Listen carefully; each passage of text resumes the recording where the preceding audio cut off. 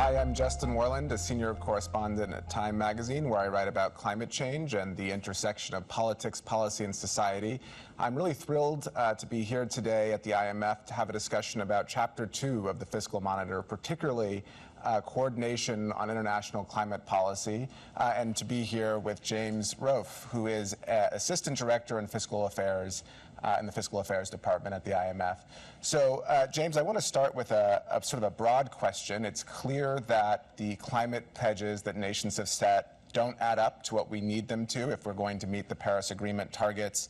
What's needed beyond the Paris Agreement to reinforce existing pledges? So Paris in 2015 was a milestone in that under Paris, just about every country in the world recognized the need to contain global warming to 2 degrees C, or ideally to only 1.5 degrees of warming. And since then, we've seen 130 countries covering nearly 90% of global emissions pledged to get to net zero emissions by the middle of the century. So we really have the kind of long-term vision from the Paris Agreement. But what's lacking is the near-term action to match that vision. To be consistent with net zero, we'd need to be seeing emissions falling by 25 to 50% globally by 2030, which is really around the corner now. And instead, where are we? We're actually on a path where emissions are continuing to rise around the world. So that's the context where we're making this proposal for an international carbon price floor from the IMF. And the idea here is that under this, countries would implement gradual increases in fossil fuel prices. This would be much more gradual than kind of the big shock increases that we've seen recently. And there'd also be more gradual in developing countries than advanced countries, and that's to recognize that developing countries need to expand their energy use still in order to have rapid growth.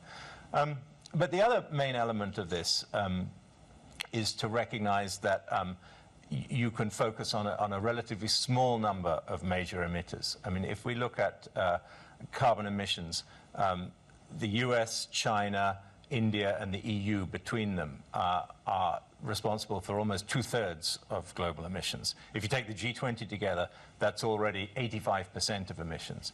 So you have this smaller group, which is much easier then to negotiate with. And so that's the focus to keep the negotiations in this smaller group of larger emitters. I'd say there it's a bit different from the corporate income tax coordination, which we're also covering in the same Fiscal Monitor. Because with corporate income tax, you really need to cover sort of almost every country because of the mobility of companies' finances. So from this perspective, we would hope that this makes it a little easier to have this coordination on climate policies. So you're speaking about a regime that uses a carbon pricing a carbon pricing regime, and of course there's been political challenges to actually enacting that in various countries, and we've seen sometimes there's better success with clean energy subsidies, so-called fee-baits, other sort of policy that might advance the transition. How does that fit into the picture that you're talking about? Well, exactly. I think, if you ask any economist, what's the best way to discourage an activity with negative effects, they'll say put a price on it, right? So that's going to be true whether you're talking at the individual level, smoking, say, or at the global level with carbon emissions. So carbon pricing, if you put a price on carbon, that's going to be very efficient because it both reduces the use of fossil fuels and it makes you use them more efficiently. So, for example, it will encourage you to get a car with better gas mileage and also to drive less. But the problem that you're alluding to is that it increases the carbon prices will increase costs to households, and that's never popular. Now, as I mentioned, carbon prices can go up gradually, and there's actually many ways that you can use the revenues from carbon pricing to compensate households for it. And a lot of countries are doing this, and there is increasing carbon pricing around the world. But there's still a number of countries where it just hasn't been politically feasible yet to implement carbon pricing. So there are a lot of alternatives. As you mentioned, you can instead of taxing a bad activity, you can give a subsidy to a clean one. For example, subsidies for electric car purchases or solar panels. You can regulate directly emissions, or you could have things like renewable shares of required in electricity generation.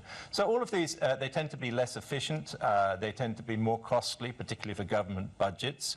But they can be effective in cutting emissions, particularly to get started with emissions reductions. So under this proposal, we think it's pragmatic because we want to involve all the big emitting countries in it. It's pragmatic to accommodate all these different approaches. The question would be, simply, are they altogether achieving the emissions reductions at the country level, at the global level, that are needed to get to this overall global reduction?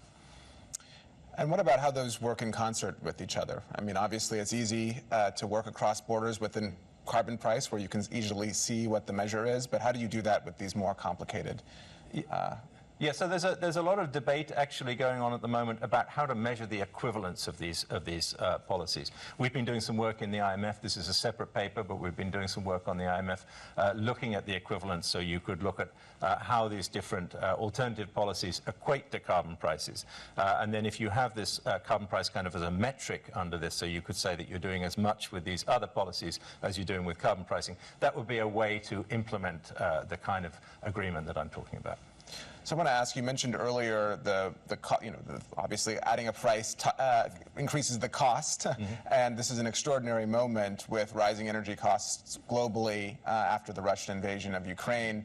How does this current geopolitical moment figure into climate action and implementing the policies you're talking about?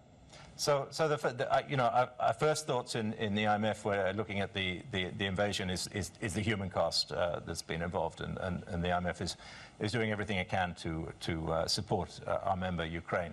But you're right that the energy crisis that this has caused has also got implications for climate policy going forward.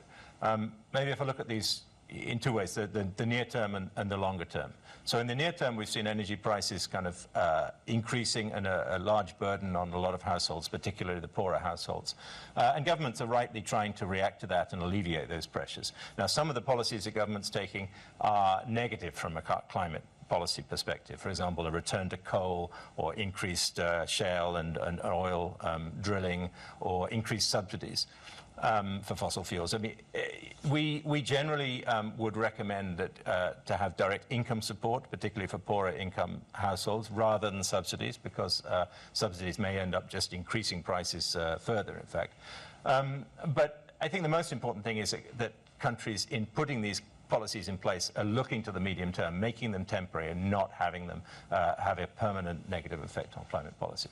So when we go to the longer term, I think you can see different factors there too. You can see we could see that increased fossil fuel prices naturally lead one to want to do more renewables investment. But at the same time, countries will be looking and wanting more energy security, I think, coming out of this crisis. That could also lead to renewables, but it could also lead to coal, which is, very widespread and is a particularly dirty fuel. So I think all of these factors point in different directions. But overall, I think it's still the climate policies in the end that are going to matter for our success in tackling climate change. And I'm not sure that these factors are going to change that overall challenge that much. It's still going to be a case of making sure that countries together take the long-term climate policies needed to get into a safe zone. And that's, again, where the proposal we're making in the Fiscal Monitor fits in trying to support that overall vision. Well, it's a great segue to, I guess, probably my last question, which is, how optimistic are you that this is going to happen? And, what is the avenue to get this sort of policy off the ground internationally? I guess I come at this from the point of view that humanity is going to solve the climate problem, because we have to. I think as, there's increasing awareness of the costs of climate change, as we see more sea level rise, more heat waves, more natural disasters, more population movements, I think people and governments are going to recognize that they need to act. The risk is that it comes too late, that, and we need to act very abruptly and slam the brakes on. So we, for example, if countries needed to implement fuel bans or restrictions on, or rationing, restrictions on driving, this kind of thing, which could have very severe economic effects. It's so much better if we could get ahead of this and have a smooth adjustment without this kind of disruption. And you know, we'd also be moving to a much better world, because clean energy is not only good for the planet, it's also good for human health through reduced air pollution, which causes countless deaths and diseases you know, around the world now. And there's also a lot of opportunities economically in this clean transition from jobs and technology that will come with it. So, you know, I really think there is such an overwhelming case for this kind of coordination. The IMF proposal that we're talking about is just one of many. But I do think that something like this is going to be needed, and people will recognize the need. So I'm optimistic that it will happen. Well, great. It's hard to dispute the need for international coordination on climate. James, so much for chatting with me. It was a good discussion. Thank you very much.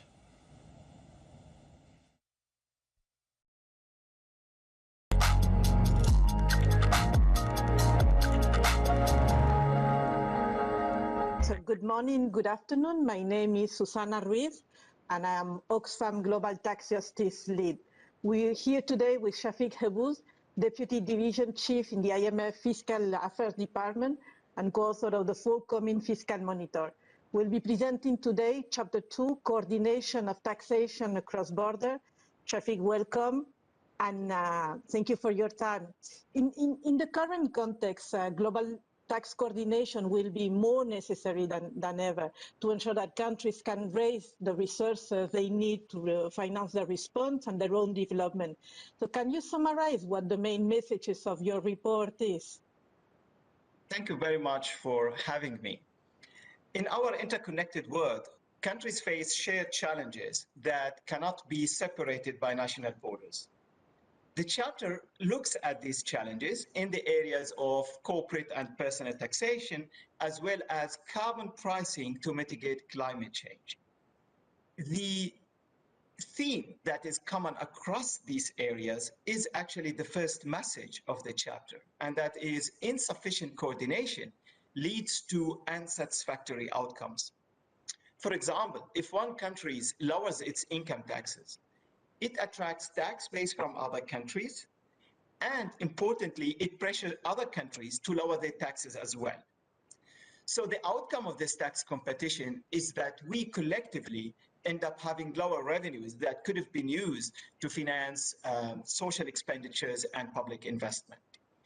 Similarly, effectively reducing carbon emissions would require that countries coordinate over a concrete plan. And that's a very urgent matter. Here, a few key emitting countries can make an important start by coordinating among themselves to curb global warming. In contrast, income tax coordination requires global participation. And we did indeed achieve significant progress, for instance, regarding exchange of information, or most recently, the taxation of multinational. However, an important message in the chapter is that more needs to be done for developing economies to reap the benefits. Yes, just talking about that and taxing multinational corporations, the OECD and the G20 led the change on trying to revamp how to tax big corporations in a digitalized economy. Now that we at Oxfam are concerned that this will fall short, and advanced economies will be reaping most of the benefits, even at risk of increasing inequality between countries. Some developing countries have also openly criticized the deal. So what is your answer to that? And is the IMF's role in ensuring developing countries' interests are better taken into account and going forward? The IMF has consistently stressed the importance of taking developing economies' interest into account in reforming the taxation of multinationals. The Inclusive Framework Agreement is a major breakthrough. And it's a welcome one for the world and for developing economies if they react well. We estimate that the minimum tax on corporations would raise revenues by about 6% globally, I'm talking here about the corporate income tax revenues. The question is, who gets the revenue? The answer is uncertain because it depends on countries' and firms' reaction. However, it is an opportunity for developing economies to revise their policy. We estimate that by putting floor on tax competitions and reverting the downward trend in corporate tax rates, the minimum tax on corporation will increase corporate income tax revenue globally by extra 8%. So developing economies need to assess the implication of the agreement on them. They need to design the necessary reforms to reap the benefits, for instance, revisiting wasteful tax incentives. And we at the IMF, we do help them in this context, in our capacity development work, in the international tax area, and more broadly, in the context of mobilizing domestic revenue. We do also contribute to the global debate by providing economic assessments of various reform options. And we do collaborate with our partners, the United Nations, the OECD, and the World Bank, under the Platform for Collaboration on Tax, to develop toolkits that are tailored toward low-income countries' circumstances. And finally, in our capacity as an observer, as an inclusive framework, we do voice developing economies' concern. But if more needs to be done, what is your advice on the next steps in taxing multinational corporations, especially to address still the race to the bottom and prevent profit shifting? Should we see the OECD tax deal as the end, or will it be necessary to carry out further reforms soon? The implementation of the agreement is subject of live political debate in many countries as we speak. If implemented, we need to remember that the agreement brings two novel ideas to the century-old system that we have right now. The first is the destination-based tax, which means countries can tax where consumers are, even in the absence of physical taxable presence of companies. And two, the global corporate minimum tax by itself is also a new idea to the existing system. But we need to work more. The immediate priority is to continue work on simplification measures, which are particularly relevant for developing countries. We need also to strengthen the taxation in source countries, for instance, regarding specific cross-border payments, so we can use withholding taxes here. And we need also to ensure that developing economies have a timely access to information on multinationals to ensure that they can enforce the tax. So the agreement is an important step in the right directions, but we and countries still need to work together to maximize the benefits for everyone. Well, see. Talking about personal income taxation, we found that the IMF recommendations on progressive taxation at the policy level often very encouraging, but at the program level, the rubber does not seem to hit the road, and programs focusing mainly on closing loopholes in personal income taxation, expanding VAT, but much less on the structural reforms. So what should we expect now in terms of concrete recommendation going forward? What's going to be next for the IMF? We at the IMF do support and help countries design tax reforms that are inclusive, that support revenues and greener economies. In our program countries, in our surveillance work, and in our capacity development work. One element of this broader discussion that is discussed in the chapter is that international coordination help countries enforce the existing policies. And that is relevant, particularly for taxation of the affluent. For instance, if the tax administration would like to tackle tax evasion through the use of bank accounts abroad, the countries require to have information on these bank accounts abroad. And that's why we need exchange of information between countries. And we did achieve significant progress here under the Global Forum. The chapter, however, discusses the importance of doing more. For instance, the information needs to be reliable, and that's why we call for a beneficial ownership registry. Moreover, we need to help developing countries more to be prepared to share and receive information, and importantly, effectively use the information for strengthening tax compliance and tax enforcement. For instance, our analysis suggests that tax administration with relatively lower level of technology tend not to use the information that come from abroad in tax compliance. So before we get back to this idea of increasing transparency, let's talk about wealth also, because during the pandemic, we've seen the world's richest 10 men increase their fortunes to double their fortunes during the pandemic. So billionaires' wealth has been increasing more during the pandemic since the record keeping is start to be available. So even President Biden has also announced a plan for billionaires' minimum income tax. So would you support such a reform or even consider recommendation to address tax competition on personal and wealth taxation? Can we read in between lines that this is the time for taxing wealth better? So one element that's discussed in the chapter, which I already mentioned, is improving enforcement of existing policies. Another element is when we are better at enforcement because of a better coordination, then we can also improve our policies, especially at the top of the income and wealth distributions. Because one of the challenges is enforcing the tax at the top of the distribution. And by improving administration, we relax this constraint. So where possible, then countries can adjust their tax policies to support progressivity. This can take the form of improving capital income taxation, for instance, in particular, capital gains. This can take the form of revisiting the top personal income tax rate. So the recommendation will be country-specific, depending on country circumstances. But you were mentioning that one thing we need to increase is transparency of beneficial owners of assets, wealth, and improve the access to information, which is definitely necessary to stop hidden wealth and the misuse of tax haven.